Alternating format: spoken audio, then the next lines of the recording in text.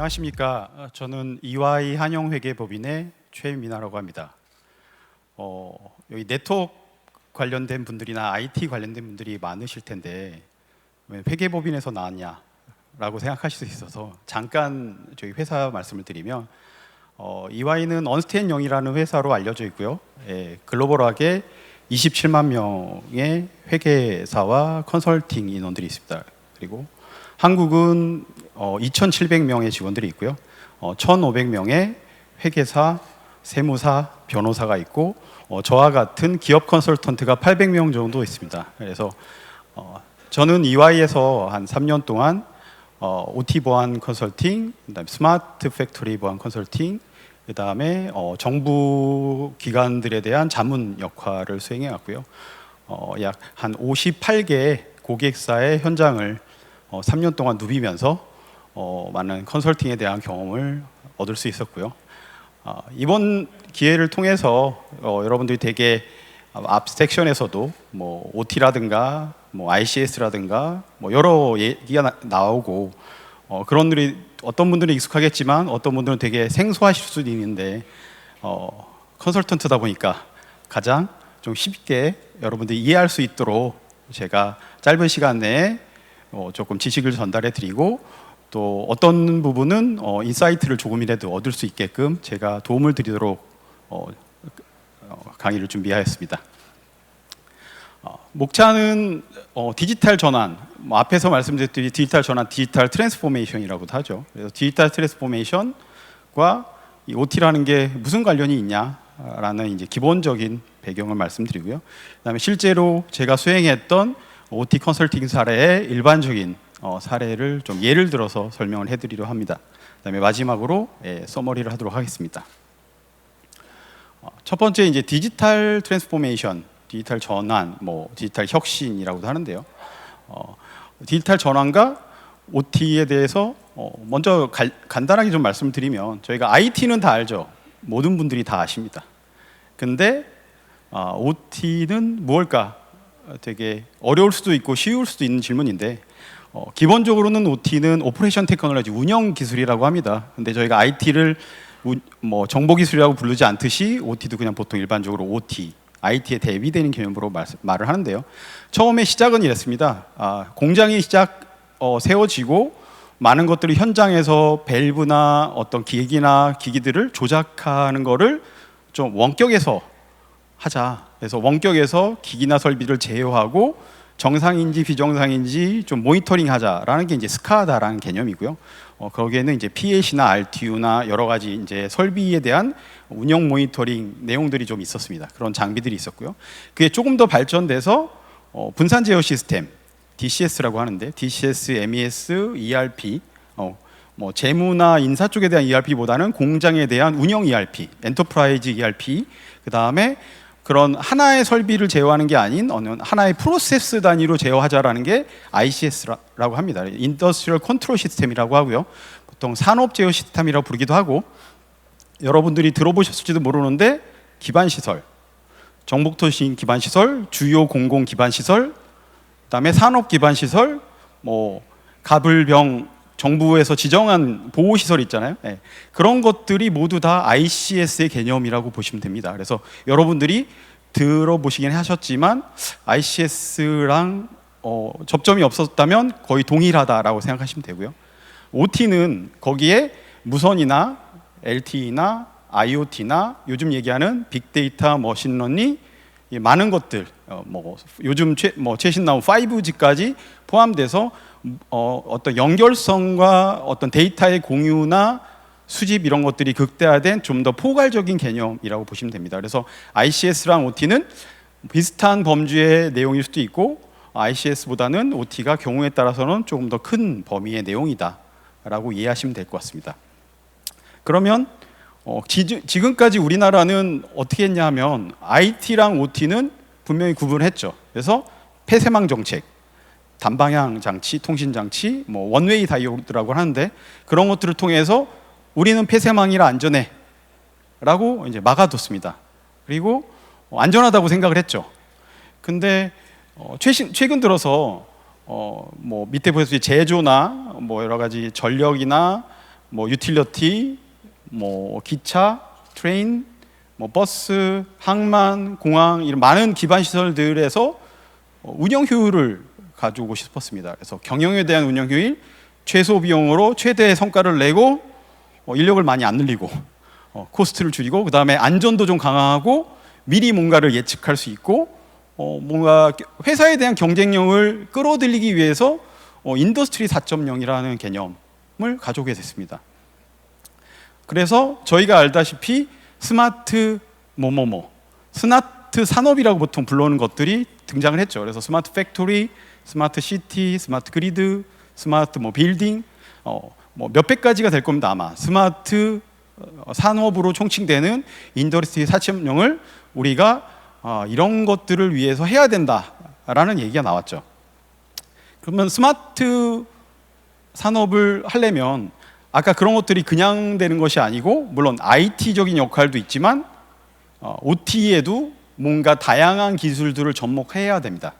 그런 것들이 여기 보시는 것처럼 뭐 우리가 아는 태블릿 뭐 이런 것들이 있고요. 아까 스카드 시스템에 나왔던 PLC, 뭐 컨베이어 벨트나 여러 가지 산업적인 PLC들도 IP 어드레스를 가진 PLC, IoT 역할을 하는 PLC, 무선 PLC, 와이파이 PLC 다양한 것들이 나왔고요. CCTV도 디지털, 뭐 로봇도 디지털, 뭐 와이파이, 와이맥스, LTE, 5G, 블루투스, 뭐 다양한 기술들이 모두 다 접목이 됐죠. 근데 여기에는 좀 다른 부분들이 있습니다. 우리가 아는 예를 들자면 블루투스.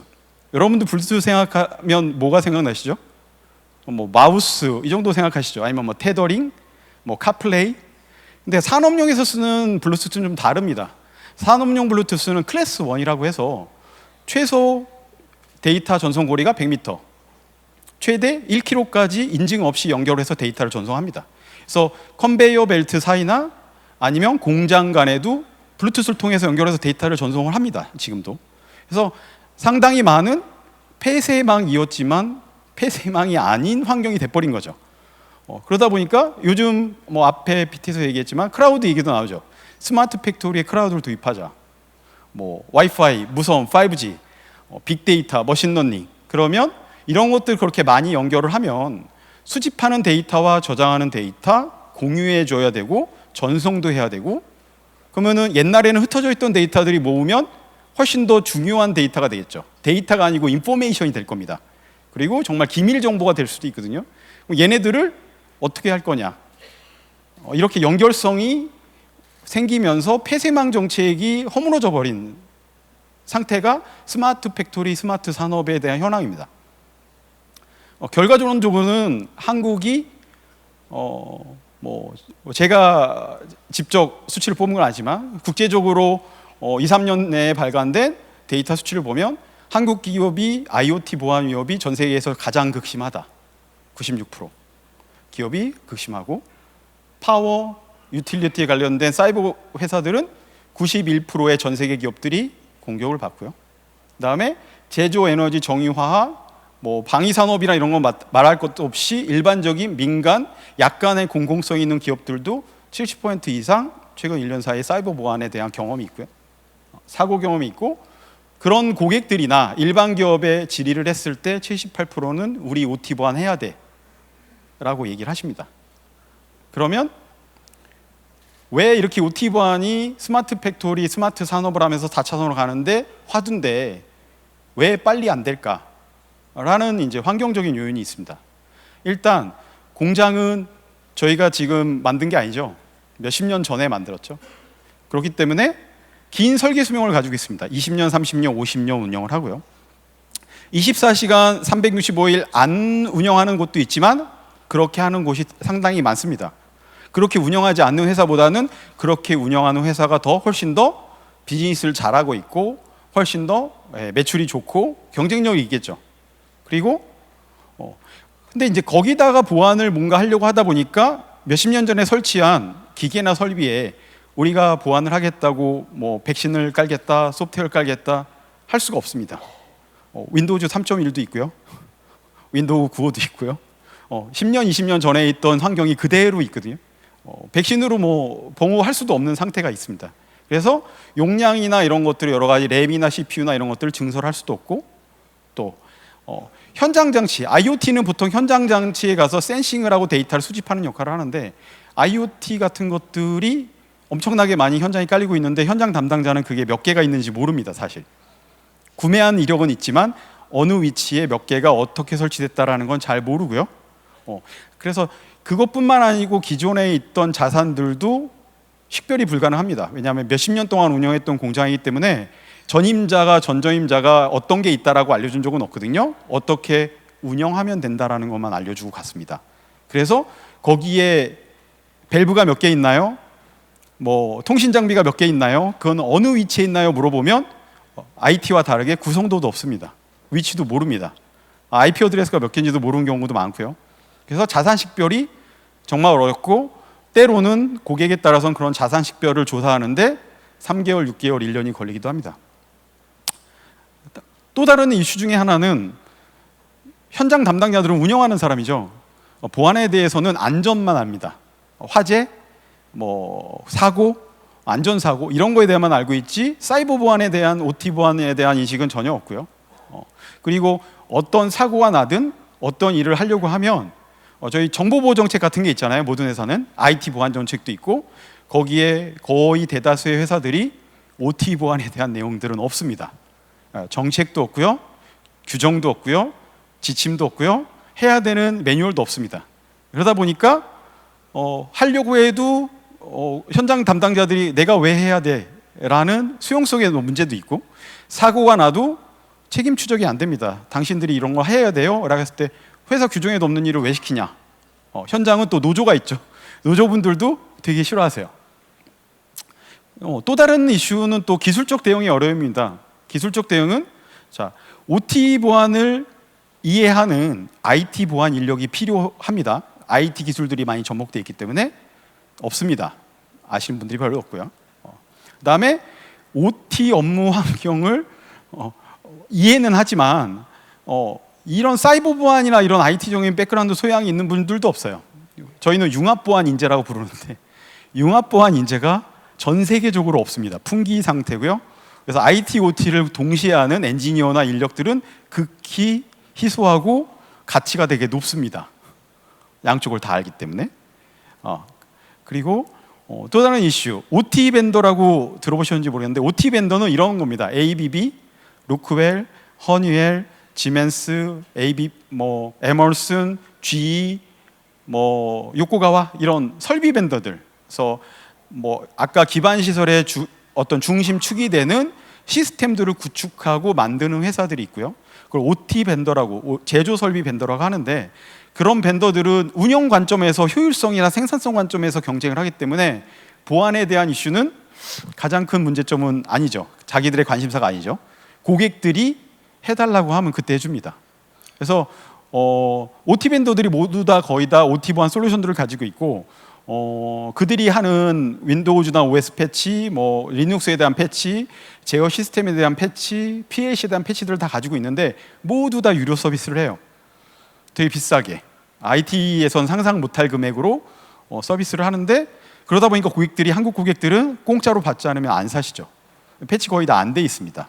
안 되는 경우가 많고 그래서 OT 보안 벤더사 자체가 보안에 대한 게 옵셔널하고 규제가 있지 않은 한 안 하기 때문에 고객 입장에서는 상당히 취약한 상태고요. 그리고 또 이제 커다란 벽인데 OT 영역에는 상당히 다른 프로토콜들이 있습니다.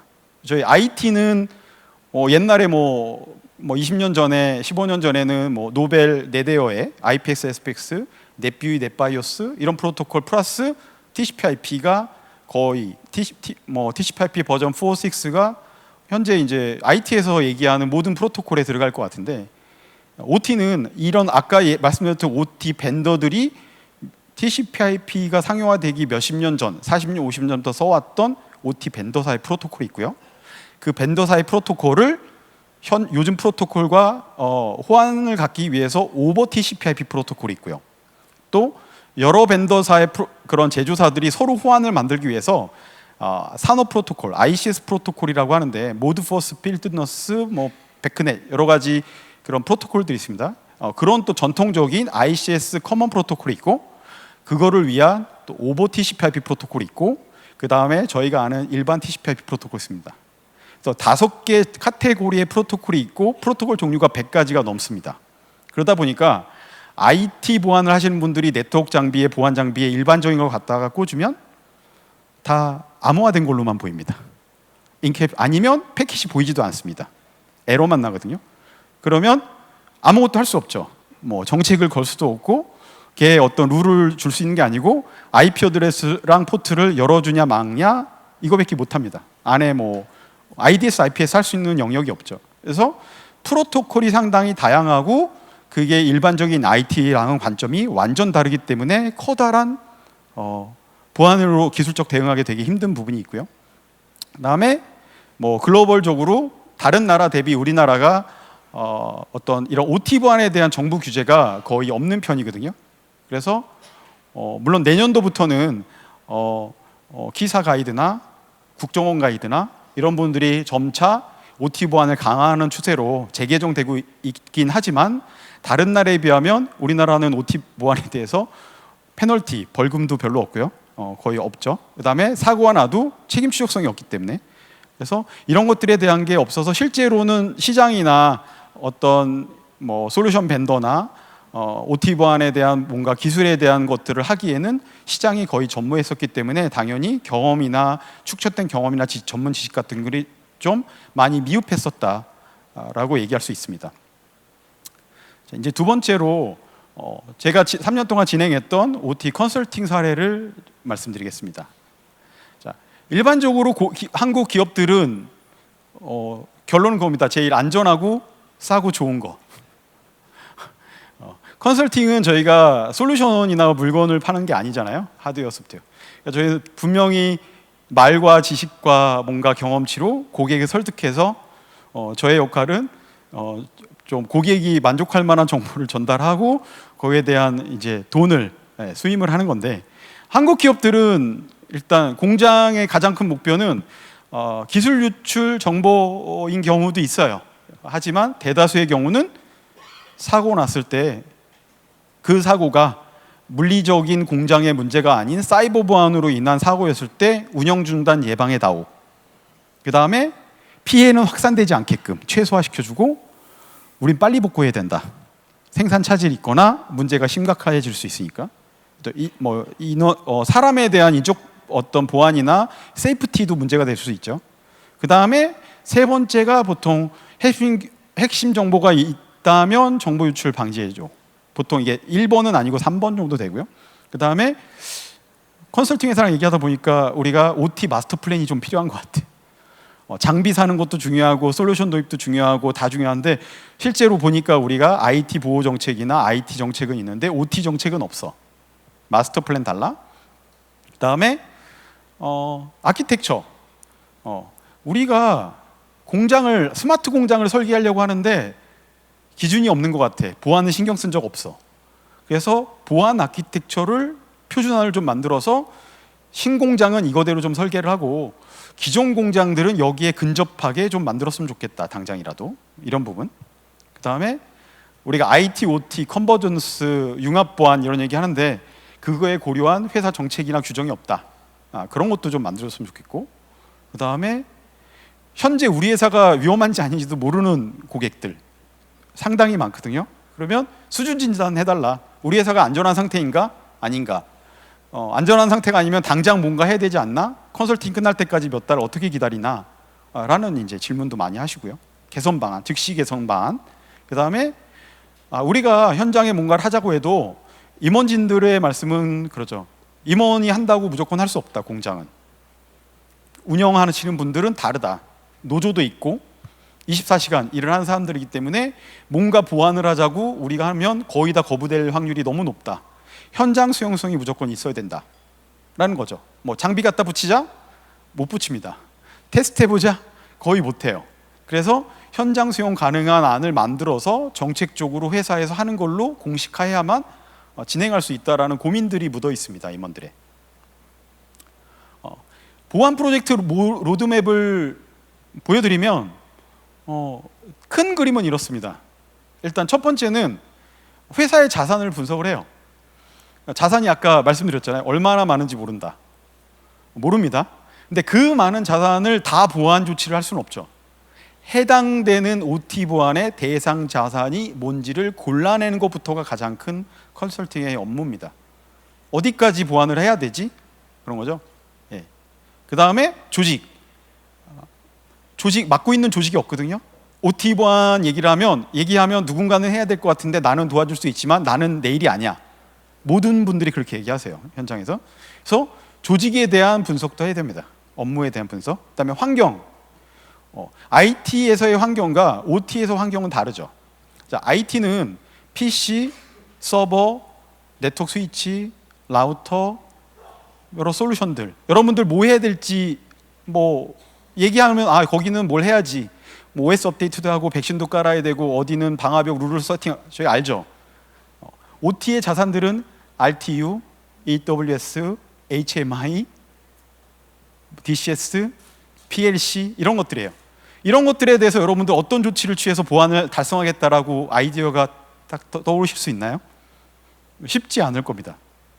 쉽지 않습니다. 그래서 그런 위협들과 이런 것들을 다 모아서 자산 조직을 분석을 해서 우리가 보호해야 되는 자산이 뭐고 위험이 뭐고 누가 어떤 걸 해야 되는지를 투두를 분석을 합니다. 두 번째 스테이지고요. 투두를 할 거를 좀 분석을 하면 할 거를 처리하는 방법들이 여러 가지가 있는데요. IT에서는 여기 나와 있는 식별, 보호, 탐지, 뭐 대응 복구 5가지 거의 다 하시죠. IT에서. OT에서는 1개만 하면 다행입니다. 1개 이상 하면 정말 좋은 거고요. 2개, 3개 할 수 있는 영역이 별로 많지 않아요. 그러면 어디에 집중하느냐? 보통은 식별과 대응 복구에 집중을 합니다. 보호 못하는 경우도 많이 있어요. 그러면 그런 안에 있는 것들을 가지고 다시 이니시에이티브라고 하는데 그 리스크들을 우리가 수용할 건지 수용을 어떤 식으로 할 건지 뭐 완벽한 보안은 없다라는 얘기가 OT에서는 더 많이 적용이 됩니다. 그래서 완벽한 보안이 아니지만 최저의 베이스라인을 우리가 어떻게 할 건지를 판단을 하고요. 프로젝트 결과물로는 보통 그렇게 하고 나면 아키텍처 설계 기준, 그 다음에 보안 정책, 거버넌스, 그 다음에 현장 점검, 그 다음에 현장 점검에서 당장 안 되는 건 중장기. 그래서 그 전체 밑에 바를 보시면 현황 파악부터 현장에 대한 적용 평가까지를 동시에 수행을 합니다. 그래서 보통 짧게는 3개월, 길게는 1차, 2차, 3차 하면 1년이 걸릴 때도 있고요. 공장 사이즈가 크면. 그래서 이제 다양한 것들을 이 로드맵에 따라 진행을 합니다. 그러면 비용 대비 효과, 왜 아키텍처를 할까? OT에서는 아키텍처와 패시브 보안으로 보통 드라이브를 합니다. 왜냐하면 인력이 일일이 해주기 어렵기 때문에 현장 운영 직원들한테 보안에 대한 조치를 시키기가 어렵기 때문에 자동화된 시스템 내에서 자동으로 아키텍처적으로 보호하는 것을 우선 목표로 삼고요. 그렇게 되면 신기술 수용에 유용하면서도 데이터를 잘 주고받고 클라우드도 연결할 수 있는 아키텍처나 기반 시설들을 확보할 수가 있습니다. 그러면 그런 표준들은 어떻게 만드느냐? 컨설팅 회사들은 이렇게 만듭니다. 일단 국제 표준이 있습니다. 저런 표준 외에도 미국 같은 경우는 우리나라 산자부 같은 디파트먼트 오브 에너지, 디파트먼트 트레이드 각 정부 부처별로 또 세부 사항이 있고요.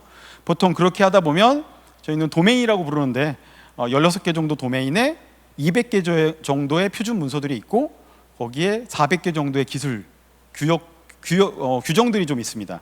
그리고 거기에는 그걸 보고 따라서 만든 오른쪽에 있는 OT 벤더들이 또 거기에 맞춰서 자기네들의 기술 표준들을 상세 가이드나 솔루션들에 대한 뭐 설명들이 좀 자세히 있고요. 근데 이 모든 것들을 고객이 받아들일 수는 없죠. 그렇기 때문에 거기에서 고객의 인터뷰와 현장 심사를 통해서 가장 필수적인 것과 선택적인 것들을 뽑아내서 고객이 달성해야 되는 보안 목표치를 설정을 합니다. 그래서 당장은 아니지만 이 회사가 가져가야 될 우리의 OT 보안 수준은 여기까지야 라는 거 이제 기준을 정하죠. 그러고 나면 그 기준에 따라서 레벨 0, 1, 2라고 표현이 되어 있는데 이거는 ISA 99, ISO, IEC 아까 바로 전 페이지 왼쪽에 있던 데서 보통 공장을 만들 때 해야 되는 보호 레벨 표준입니다. OSI 7레이어하고 다른 얘기고요. 그래서 IT와 OT의 자산을 어떻게 분류하고 보호 조치를 어떻게 하고 네트워크 망분리 설계는 어떻게 하고 방화벽이나 이런 거에 대한 구체적인 팔로싱은 어떻게 해야 된다. 뭐는 쓰면 된다, 뭐는 쓰면 안 된다는 교육들이 있습니다. 그러면 그런 아키텍처를 설계했을 때 그대로 적용을 하면 공장이 씁니다. 그거대로 예전에 만들어 놓은 공장이 아니기 때문에. 그래서 실제로 공장 안에 들어가는 공정 데이터들을 분석을 해서 컨설턴트들이 자산들의 배치도를 만들고 그 설계안을 좀 커스터마이징 하게 되고요. 그렇게 되면 자산 분석 데이터에 공장 안에 들어가는 뭐 DCS, MES, ERP에 대한 데이터들이 어떤 식으로 모아지고 현장 장치나 IoT 데바이스 어떻게 모아지고 어떤 식으로 나간 다음에 그것들이 IT 쪽에 어떤 식으로 전달돼야 되는지 만들고, 오른쪽 표는 그렇게 만들면 왼쪽 위에 구름은 인터넷이고요. 외부 인터넷. 왼쪽의 첫 번째 블락은 IT, 두 번째 블락은 IT와 OT 사이에 또 다른 DMZ. 그 다음에 오른쪽에서 두 번째 블락은 여러 사이트에 있는 OT 사이트들을 통합 관리를 하기 위한 통합 관리 OT 영역. 레벨 3라고 보통 프로텍션 레벨 3라고 얘기를 하고요. 맨 오른쪽은 현장 장치나 PLC나 공정 장치들. 그래서 레벨 0, 1, 2라고 보통 디파인을 합니다. 정의를 하는데 이런 식으로 인프라 개선을 하게 되죠. 거버넌스는 여러분들이 되게 많이 잘 아시는 겁니다. 규정, 규칙 이런 것들을 잘 만들어서 임직원들이 보안의식을 좀 향상시키고 OT에 대해서 이해를 잘 하게 되고 사고를 미리 예방하고 사고 터졌을 때 대응반을 어떻게 만들어서 누가 어떻게 일할 건지 정의를 해주고, 그 다음에 궁극적으로 뭐 모든 사람들의 보안 수준이 높아져서 문제가 터진 거에 대한 사고 추적성도 가져가고 미리 내가 이거를 왜 해야 되는지 회사에서 시켰는데 꼭 해야 되는 건지 의문점을 안 갖게끔 만들어주는 공식화 절차가 거버넌스 설계입니다. 그래서 보통 이런 것들은 초기 컨설팅에서 일반적인 맥락과 뭐 큰 틀만 잡아주고 세부적인 것들은 보통 기업들에서 자체 내부 TF팀 꾸려서 중장기적으로 3개월, 6개월 정도에 만들게 되고요. 그렇게 되면 저희가 보통은 하는 절차들은 거버넌스 그냥 만들어지는 게 아니고 현재 OT 보안팀이나 OT 팀이 없기 때문에 모든 업무 분석을 하고요. 그들이 이런 일을 했을 때 어떤 일을 해야 되고 어떤 것들은 신규 인력이 필요하고 어떤 것들은 분담을 해야 되는지에 대한 것들을 업무 분석을 하고 프로세스도 변경합니다. 그래서 옛날에는 협력업체나 직원이 가서 직접 설비 변경했던 것들을 어떤 보안 점검을 해서 하게끔. 왜냐하면 예를 들면은 이제 PLC 같은 경우는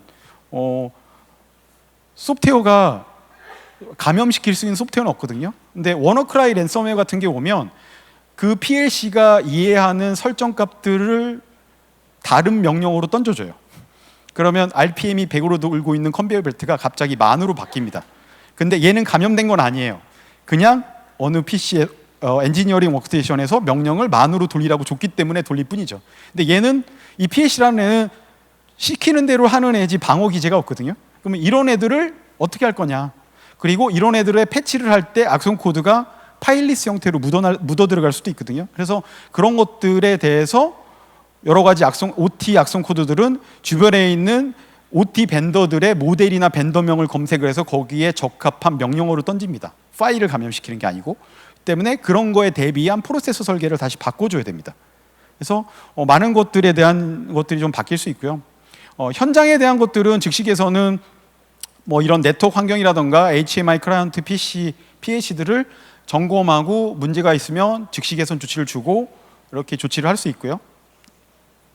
그 다음에 중장기적으로 이렇게 컨설팅을 해도 해결 안 되는 것들이 있죠. 왜냐하면 어떤 공장들은 1년 동안 셧다운 못하는 경우도 많거든요.